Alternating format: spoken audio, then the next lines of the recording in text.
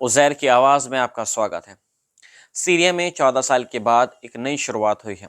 بشر الاسد کے سطح سے ہٹنے کے بعد پہلی بار انٹرنیشنل فلائٹ دمشق ایئرپورٹ پر لینڈ ہوئی۔ یہ خبر سیریا کے لیے ایک نئی امید لے کر آئی ہے۔ قطر ایئر ویز کی فلائٹ نے نہ صرف دیش کے لیے نئی شروعات کی ہے بلکہ دنیا کو یہ دکھایا ہے کہ سیریا اب واپس پٹری پر لوٹ رہا ہے۔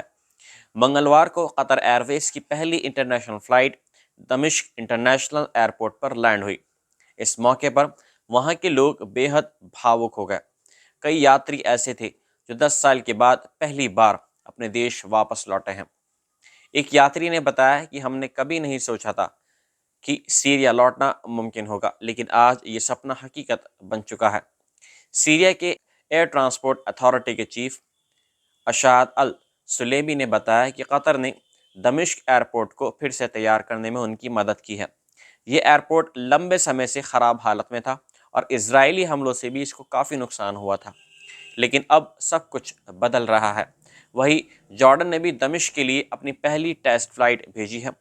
جارڈن کے ایویشن چیف حیثم مستو نے بتایا کہ دمشق ایئرپورٹ کی ٹیکنیکل استھتی کا جائزہ لیا جا رہا ہے تاکہ جلد سے جلد ریگولر فلائٹس شروع کی جا سکے۔ بشر الاسد کی سطح سے ختم ہونے کے بعد سیریا کی نئی سرکار نے کئی بڑے فیصلے لیے ہیں۔ نئے فارن منسٹر اسعد الشیبانی نے حال ہی میں قطر، سعودی عربیہ اور UAE کا دورہ کیا ہے۔ گلف کنٹریز اب سیریا کی ریکنسٹرکشن میں مدد کرنے کے لیے تیار ہیں۔ جارڈن اور سیریا کے بیچ کیپٹاگون ڈرگس کا مدعا لمبے سمے سے وواد کا کارن رہا ہے، لیکن سیریا کی نئی سرکار نے اب اس کاروبار کو ختم کرنے کا فیصلہ کیا ہے۔ دمشق کے مازے ایئر بیس اور لتاکیہ میں کئی ڈرگس فیکٹری بند کر دی گئی ہیں۔ جارڈن نے صاف کہا ہے کہ وہ سیریا کے لوگوں کی مدد کرنا چاہتے ہیں۔ جارڈن کے فارن منسٹر ایمن الصفادی نے کہا کہ ان کا دیش سیریا کو بجلی اور گیس سپلائی کرنے کے لیے تیار ہے۔ یہ تھی سیریا سے خبر۔